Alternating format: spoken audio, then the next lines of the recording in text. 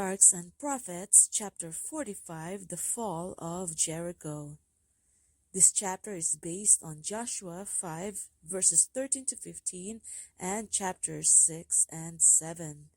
The Hebrews had entered Canaan, but they had not subdued it, and to human appearance, the struggle to gain possession of the land must be long and difficult. It was inhabited by a powerful race who stood ready to oppose the invasion of their territory. The various tribes were bound together by the fear of a common danger. Their horses and iron battle chariots, their knowledge of the country, and their training in war would give them great advantage. Furthermore, the country was guarded by fortresses, cities great and fenced up to heaven. Deuteronomy 9 verse 1. Only in the assurance of a strength not their own could the Israelites hope for success in the impending conflict. One of the strongest fortresses in the land, the large and wealthy city of Jericho, lay just before them, but a little distance from their camp at Gilgal. On the border of a fertile plain abounding with the rich and varied productions of the tropics, its palaces and temples the abode of luxury and vice, this proud city, behind its massive battlements, offered defiance to the God of Israel. Jericho was one of the principal seats of idol worship, being specially devoted to Ashtaroth, the goddess of the moon. Here centered all that was vilest and most degrading in the religion of the Canaanites, the people of Israel in whose minds were fresh the fearful results of their sin at Beth Peor, could look upon this heathen city only with disgust and horror. To reduce Jericho was seen by Joshua to be the first step in the conquest of Canaan. But first of all, he sought an assurance of divine guidance, and it was granted him. Withdrawing from the encampment to meditate and to pray that the God of Israel would go before his people, he beheld an armed warrior of lofty stature and commanding presence, with his sword drawn in his hand. To Joshua's challenge, "Art thou for us or for our adversaries?" the answer was given, "As captain of the host of the Lord am I now come." The same command given to Moses in Horeb, "Loose thy shoe from off thy foot, for the place whereon thou standest is holy," revealed the true character of the mysterious stranger. It was Christ, the exalted one, who stood before the leader of Israel. Awe-stricken, Joshua fell upon his face and worshipped, and heard the assurance, "I have given into thine hand Jericho, and the king thereof, and the mighty men of valor," and he received instruction for the capture of the city. In obedience to the divine command, Joshua marshaled the armies of Israel. No assault was to be made. They were simply to make the circuit of the city, bearing the ark of God and blowing upon trumpets. First came the warriors, a body of chosen men, not now to conquer by their own skill and prowess, but by obedience to the directions given them from God. 7 priests with trumpets followed. Then the ark of God, surrounded by a halo of divine glory, was borne by priests clad in the dress denoting their sacred office. The army of Israel followed, each tribe under its standard. Such was the procession that compassed the doomed city. No sound was heard but the tread of that mighty host and the solemn peal of the trumpets, echoing among the hills and resounding through the streets of Jericho. The circuit completed, the army returned in silence to their tents, and the ark was restored to its place in the tabernacle. With wonder and alarm, the watchmen of the city marked every move and reported to those in authority. They knew not the meaning of all this display, but when they beheld that mighty host marching around their city once each day, with the sacred ark and the attendant priests, the mystery of the scene struck terror to the hearts of priest and people. Again they would inspect their strong defenses, feeling certain they could successfully resist the most powerful attack. Many ridiculed the thought that any harm could come to them through these singular demonstrations. Others were awed as they beheld the procession that each day wound about the city. They remembered that the Red Sea had once parted before these people and that a passage had just been opened for them through the river Jordan. They knew not what further wonders God might work for them. For 6 days the host of Israel made the circuit of the city. The seventh day came, and with the first dawn of light, Joshua marshaled the armies of the Lord. Now they were directed to march 7 times around Jericho, and at a mighty peal from the trumpets to shout with a loud voice, for God had given them the city. The vast army marched solemnly around the devoted walls. All was silent save the measured tread of many feet and the occasional sound of the trumpet, breaking the stillness of the early morning. The massive walls of solid stone seemed to defy the siege of men. The watchers on the walls looked on with rising fear as the first circuit ended. There followed a second, then a third, a fourth, a fifth, a sixth. What could be the object of these mysterious movements? What mighty event was impending? They had not long to wait. As the seventh circuit was completed, the long procession paused. The trumpets, which for an interval had been silent, now broke forth in a blast that shook the very earth. The walls of solid stone and their massive towers and battlements tottered and heaved from their foundations, and with a crash fell in ruin to the earth.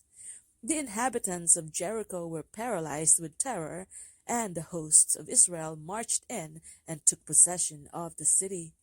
The Israelites had not gained the victory by their own power. The conquest had been wholly the Lord's, and as the first fruits of the land, the city with all that it contained was to be devoted as a sacrifice to God. It was to be impressed upon Israel that in the conquest of Canaan they were not to fight for themselves, but simply as instruments to execute the will of God, not to seek for riches or self-exaltation, but the glory of Jehovah their King. Before the capture the command had been given, "The city shall be accursed, even it and all that are therein. Keep yourselves from the accursed thing, lest ye make yourselves accursed, and make the camp of Israel accursed, and trouble it." All the inhabitants of the city, with every living thing that it contained, both man and woman, young and old, and ox and sheep and ass, were put to the sword. Only faithful Rahab with her household was spared in fulfillment of the promise of the spies. The city itself was burned, its palaces and temples, its magnificent dwellings with all their luxurious appointments, the rich draperies and the costly garments were given to the flames. That which could not be destroyed by fire, the silver and the gold and the vessels of brass and of iron, was to be devoted to the service of the tabernacle. The very site of the city was accursed. Jericho was never to be rebuilt as a stronghold. Judgments were threatened upon anyone who should presume to restore the walls that divine power had cast down. The solemn declaration was made in the presence of all Israel: "Cursed be the man before the Lord that riseth up and buildeth this city Jericho. He shall lay the foundation thereof in his firstborn, and in his youngest son shall he set up the gates of it." The utter destruction of the people of Jericho was but a fulfillment of the commands previously given through Moses concerning the inhabitants of Canaan. "Thou shalt smite them and utterly destroy them." Deuteronomy 7 verse 2. "Of the cities of these people thou shalt save alive nothing that breatheth." Deuteronomy 20 verse 16. To many, these commands seem to be contrary to the spirit of love and mercy enjoined in other portions of the Bible, but they were in truth the dictates of infinite wisdom and goodness. God was about to establish Israel in Canaan, to develop among them a nation and government that should be a manifestation of his kingdom upon the earth. They were not only to be inheritors of the true religion, but to disseminate its principles throughout the world. The Canaanites had abandoned themselves to the foulest and most debasing heathenism, and it was necessary that the land should be cleared of what would so surely prevent the fulfillment of God's gracious purposes. The inhabitants of Canaan had been granted ample opportunity for repentance. 40 years before, the opening of the Red Sea and the judgments upon Egypt had testified to the supreme power of the God of Israel. And now the overthrow of the kings of Midian, of Gilead, and Bashan had further shown that Jehovah was above all gods. The holiness of his character and his abhorrence of impurity had been evinced in the judgments visited upon Israel for their participation in the abominable rites at Baal Peor. All these events were known to the inhabitants of Jericho, and there were many who shared Rahab's conviction, though they refused to obey it, that Jehovah, the God of Israel, is God in heaven above and upon the earth beneath. Like the man before the flood, the Canaanites lived only to blaspheme heaven and defile the earth, and both love and justice demanded the prompt execution of these rebels against God and foes to man. How easily the armies of heaven brought down the walls of Jericho, that proud city whose bulwarks 40 years before had struck terror to the unbelieving spies. The mighty one of Israel had said, I have given into thine hand Jericho. Against that word human strength was powerless. By faith the walls of Jericho fell down. Hebrews 11 verse 30. The captain of the Lord's host communicated only with Joshua. He did not reveal himself to all the congregation, and it rested with them to believe or doubt the words of Joshua, to obey the commands given by him in the name of the Lord, or to deny his authority. They could not see the host of angels who attended them under the leadership of the Son of God. They might have reasoned, what unmeaning movements are these, and how ridiculous the performance of marching daily around the walls of the city, blowing trumpets of ram's horns. This can have no effect upon those towering fortifications, but the very plan of continuing this ceremony through so long a time prior to the final overthrow of the walls afforded opportunity for the development of faith among the Israelites. It was to be impressed upon their minds that their strength was not in the wisdom of man, nor in his might, but only in the God of their salvation. They were thus to become accustomed to relying wholly upon the divine leader, their divine leader. God will do great things for those who trust in him. The reason why his professed people have no greater strength is that they trust so much to their own wisdom and do not give the Lord an opportunity to reveal his power in their behalf. He will help his believing children in every emergency if they will place their entire confidence in him and faithfully obey him. Soon after the fall of Jericho, Joshua determined to attack Ai, a small town among the ravines a few miles to the west of the Jordan Valley. Spies sent to this place brought back the report that the inhabitants were but few and that only a small force would be needed to overthrow it. The great victory that God had gained for them had made the Israelites self-confident. Because he had promised them the land of Canaan, they felt secure and failed to realize that divine help alone could give them success. Even Joshua laid his plans for the conquest of Ai without seeking counsel from God. The Israelites had begun to exalt their own strength and to look with contempt upon their foes.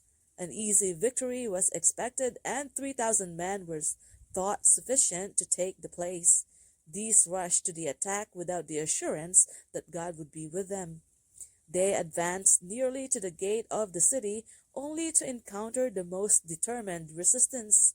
Panic-stricken at the numbers and thorough preparation of their enemies, they fled in confusion down the steep descent. The Canaanites were in hot pursuit. They chased them from before the gate and smote them in the going down. Though the loss was small as to numbers, but 36 men being slain, the defeat was disheartening to the whole congregation. The hearts of the people melted and became as water. This was the first time they had met the Canaanites in actual battle, and if put to flight before the defenders of this little town, what would be the result in the greater conflicts before them?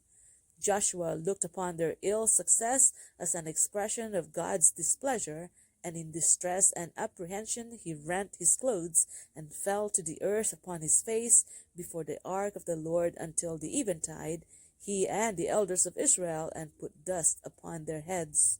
Alas, O Lord, he cried, wherefore hast thou at all brought this people over Jordan to deliver us into the hand of the Amorites to destroy us? O Lord, what shall I say when Israel turneth their backs before their enemies? For the Canaanites and all the inhabitants of the land shall hear of it, and shall environ us round, and cut off our name from the earth. And what wilt thou do unto thy great name? The answer from Jehovah was, Get thee up, wherefore liest thou thus upon thy face? Israel hath transgressed my covenant, which I commanded them. It was a time for prompt and decided action, and not for despair and lamentation. There was secret sin in the camp, and it must be searched out and put away before the presence and blessing of the Lord could be with his people. Neither will I be with you any more, except ye destroy the accursed from among you. God's command has been disregarded by one of those appointed to execute his judgments, and the nation was held accountable for the guilt of the transgressor. They have even taken off the accursed thing, and have also stolen and dissembled also. Instruction was given to Joshua to the discovery and punishment of the criminal. The lot was to be employed for the detection of the guilty. The sinner was not directly pointed out, the matter being left in doubt for a time, that the people might feel their responsibility for the sins existing among them, and thus be led to searching of heart and humiliation before God. Early in the morning Joshua gathered the people together by their tribes, and the solemn and impressive ceremony began. Step by step the investigation went on. Closer and still closer came the fearful test. First the tribe, then the family, then the household, then the man was taken, and Achan, the son of Carmi, of the tribe of Judah, was pointed out by the finger of God as the troubler of Israel. To establish his guilt beyond all question, leaving no ground for the charge that he had been unjustly condemned, Joshua solemnly adjured Achan to acknowledge the truth. The wretched man had full confession of his crime. Indeed, I have sinned against the Lord God of Israel. When I saw among the spoils a goodly Babylonish garment, and 200 shekels of silver, and a wedge of gold of 50 shekels weight, then I coveted them, and took them, and behold, they are hid in the earth in the midst of my tent. Messengers were immediately dispatched to the tent, where they removed the earth at the place specified, and behold, it was hid in his tent, and the silver under it. And they took them out of the midst of the tent, and brought them unto Joshua, and laid them out before the Lord. Sentence was pronounced, and immediately executed. Why hast thou troubled us? Said Joshua. The Lord shall trouble thee this day. As the people had been held responsible for Achan's sin, and had suffered from its consequences, they were, through their representatives, to take part in its punishment. All Israel stoned him with stones. Then there was raised over him a great pile of stones, a witness to the sin and its punishment. Wherefore the name of that place was called the Valley of Achor, that is, trouble. In the book of the Chronicles his memorial is written, Achar, the troubler of Israel. 1 Chronicles 2 verse 7. Achan's sin was committed in defiance of the most direct and solemn warnings and the most mighty manifestations of God's power. Keep yourselves from the accursed thing, lest ye make yourselves accursed, had been the proclamation to all Israel. The command was given immediately after the miraculous passage of the Jordan and the recognition of God's covenant by the circumcision of the people, after the observance of the Passover, and the appearance of the angel of the covenant, the captain of the Lord's host. It had been followed by the overthrow of Jericho, giving evidence of the destruction which will surely overtake all transgressors of God's law. The fact that divine power alone had given the victory to Israel, that they had not come into possession of Jericho by their own strength, gave solemn weight to the command prohibiting them from partaking of the spoils. God, by the might of his own word, had overthrown this stronghold. The conquest was his, and to him alone the city with all that it contained was to be devoted. Of the millions of Israel, there was but one man who, in that solemn hour of triumph and of judgment, had dared to transgress the command of God. Achan's covetousness was excited by the sight of that costly robe of Shinar. Even when it had brought him face to face with death, he called it a goodly Babylonish garment. One sin had led to another, and he appropriated the gold and silver devoted to the treasury of the Lord. He robbed God of the first fruits of the land of Canaan. The deadly sin that led to Achan's ruin and its root in covetousness of all sins, one of the most common and the most lightly regarded. While other offenses meet with detection and punishment, how rarely does the violation of the 10th commandment so much as call forth censure? The enormity of this sin and its terrible results are the lessons of Achan's history. Covetousness is an evil of gradual development. Achan had cherished greed of gain until it became a habit, binding him in fetters well nigh impossible to break. While fostering this evil, he would have been filled with horror at the thought of bringing disaster upon Israel. But his perceptions were deadened by sin, and when temptation came, he fell an easy prey. Are not similar sins still committed in the face of warnings as solemn and explicit? We are as directly forbidden to indulge covetousness as was Achan to appropriate the spoils of Jericho. God has declared it to be idolatry. We are warned, "Ye cannot serve God and mammon." Matthew 6 verse 24. Take heed and beware of covetousness. Luke 12 verse 15. Let it not be once named among you. Ephesians 5 verse 3.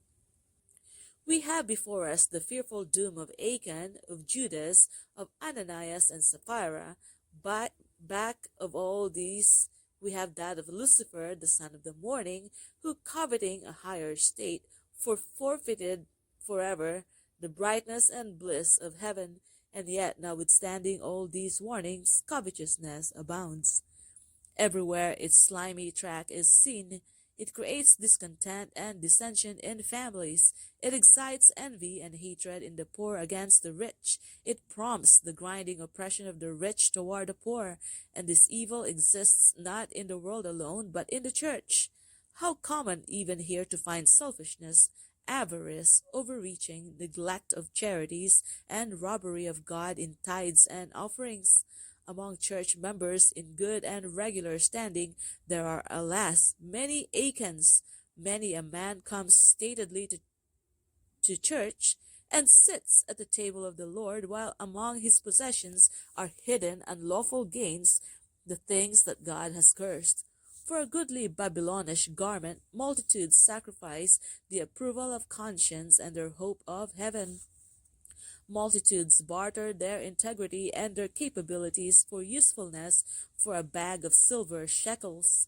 The cries of the suffering poor are unheeded. The gospel light is hindered in its course. The scorn of worldlings is kindled by practices that give the lie to the Christian profession, and yet the covetous professor continues to heap up treasures. Will a man rob God? Yet ye have robbed me. Malachi 3 verse 8, saith the Lord. Achan's sin brought disaster upon the whole nation. For one man's sin, the displeasure of God will rest upon his church till the transgression is searched out and put away. The influence most to be feared by the church is not that of open opposers, infidels, and blasphemers, but of inconsistent professors of Christ. These are the ones that keep back the blessing of the God of Israel and bring weakness upon his people. When the church is in difficulty, when coldness and spiritual declension exist, giving occasion for the enemies of God to triumph, then, instead of folding their hands and lamenting their unhappy state, let its members inquire if there is not an Achan in the camp. With humiliation and searching of heart, let each seek to discover the hidden sins that shut out God's presence. Achan's acknowledged this guilt, but when it was too late for the confession to benefit himself. He had seen the armies of Israel return from Ai defeated and disheartened, yet he did not come forward and confess his sin. He had seen Joshua and the elders of Israel bow to the earth in grief too great for words.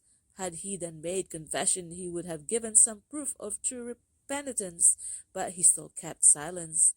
He had listened to the proclamation that a great crime had been committed, and had even heard its character definitely stated, but his lips were sealed.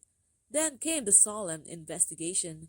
How his soul thrilled with terror as he saw his tribe pointed out, then his family and his household.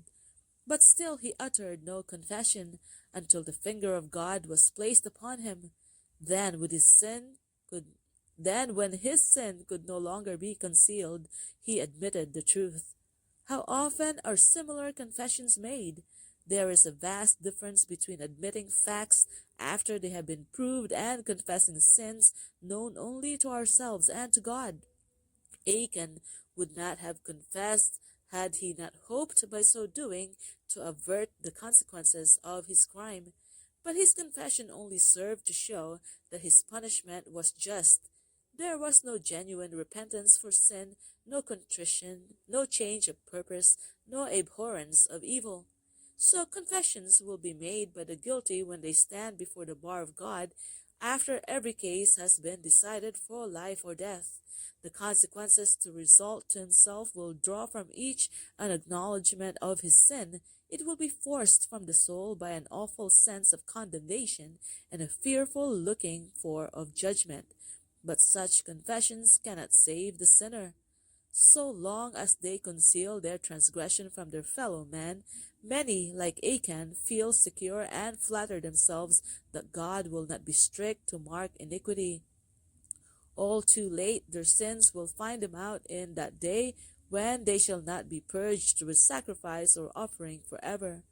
When the records of heaven shall be opened, the judge will not in words declare to man his guilt, but will cast one penetrating, convicting glance, and every deed, every transaction of life will be vividly impressed upon the memory of the wrongdoer. The person will not, as in Joshua's day, need to be hunted out from tribe to family, but his own lips will confess his shame. The sins hidden from the knowledge of men will then be proclaimed to the whole world.